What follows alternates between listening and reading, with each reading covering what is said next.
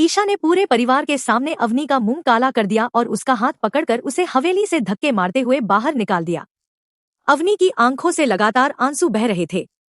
वह बार बार खुद को बेगुनाह साबित करने की कोशिश कर रही थी, लेकिन आज ईशा का गुस्सा किसी की एक भी बात सुनने को तैयार नहीं था।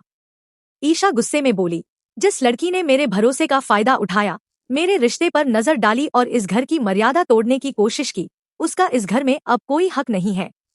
निकल जाओ यहाँ से, अभी के अभी। इतना कहते ही ईशा ने हवेली का दरवाजा जोर से बंद कर दिया। पूरा परिवार खामोश खड़ा था। ताई माँ के चेहरे पर हैरानी साफ दिखाई दे रही थी, जबकि सूरज भी बिना कुछ बोले अवनी को जाता हुआ देख रहा था। लेकिन सवाल यह था कि आखिर कुछ ही दिनों में ऐसा क्या हुआ कि ईशा को इतना बड़ा फैसला लेना पड़ा। दरअसल यह पूरी कहानी उस दिन से शुरू होती है जब ईशा के पैर में फ्रैक्चर हो गया। डॉक्टर ने उसे कई दिनों तक पूरी तरह आराम करने की सलाह दी। अब ईशा चाहकर भी घर का कोई काम नहीं कर सकती थी। बस यही मौका अवनी ने अपने पक्ष में इस्तेमाल करना शुरू कर दिया। वह सबके सामने खुद को बेहद सीधी, संस्कारी और जिम्मेदार दिखाने लगी। सुबह सबसे पहले उठना, पूजा की तैयारी करना, रसोई संभालना, घरवालों के लिए नाश्ता बनाना, हर काम में वह सबसे आगे रहने लगी। वह बार बार यही कहती, ईशा दीदी आराम करेंगी, घर की जिम्मेदारी अब मैं संभाल लूंगी। धीरे धीरे पूरे परिवार को लगने लगा कि अवनी सच में इस घर की चिंता करती है। लेकिन ईशा समझ रही थी कि यह सिर्फ सेवा नहीं थी। अवनी धीरे धीरे सूरज की जिंदगी में उसकी जगह बनाने की कोशिश कर रही थी। एक दिन खाना बनाते समय अवनी की नजर ईशा के एप्रन पर पड़ी।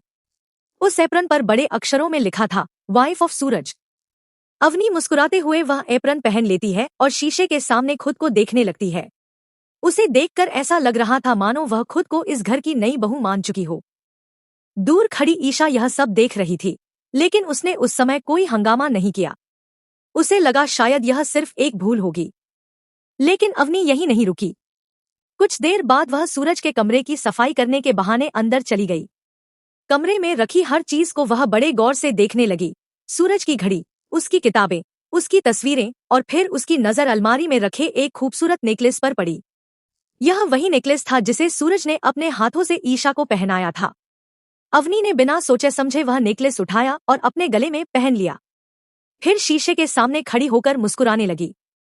लेकिन तभी कमरे का दरवाजा खुला। सामने ईशा खड़ी थी। कुछ पल तक दोनों की नजरें एक दूसरे पर टिकी रहीं। फिर अचानक ईशा का गुस्सा फूट पड़ा। वह तेजी से आगे बढ़ी, अवनी के गले से नेकलेस उतारा और उसका हाथ पकड़कर उसे घसीटते हुए सीधे हॉल में ले आई, जहां सूरज और ताई माँ बैठे थे। ईशा गुस्से में बोली, आज फैसला कीजिए। यह लड़की मेरी हर उस चीज पर अपना हक जमाने की कोशिश कर रही है जिस पर सिर्फ मेरा अधिकार है। पहले मेरा एप्रन और अब मेरा नेकलेस। आखिर इसकी नियत क्या है? पूरा परिवार अवनी की तरफ देखने लगा, लेकिन हमेशा की तरह अवनी रोने लगी। वह बोली, मैंने कुछ गलत नहीं किया, मुझे तो बस यह अच्छा लगा था। सूरज एक बार फिर उसकी बातों में आ गया। उसने शांत स्वर में कहा, ईशा, शायद अवनी से गलती हो गई है, उसे माफ कर दो। यही बात ईशा को सबसे ज्यादा चुभ गई।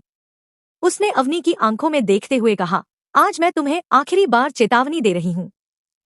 आज के बाद मेरी किसी भी चीज को हाथ लगाने की कोशिश भी मत करना। जिन चीजों पर मेरा हक है उनके आसपास भी मत दिखाई देना। अवनी ने सिर तो झुका लिया, लेकिन उसके मन में बदले की आग पहले से कहीं ज्यादा भड़क चुकी थी।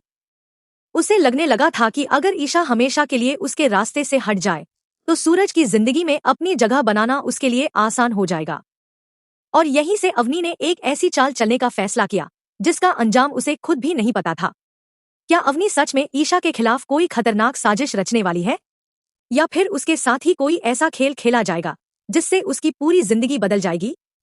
इन सभी सवालों के जवाब आपको अगले एपिसोड में मिलेंगे। अगर आपको लगता है कि अवनी की सच्चाई अब सबके सामने आनी चाहिए तो वीडियो को लाइक करें। अपनी राय कमेंट में जरूर बताएं कि ईशा का फैसला सही था या गलत।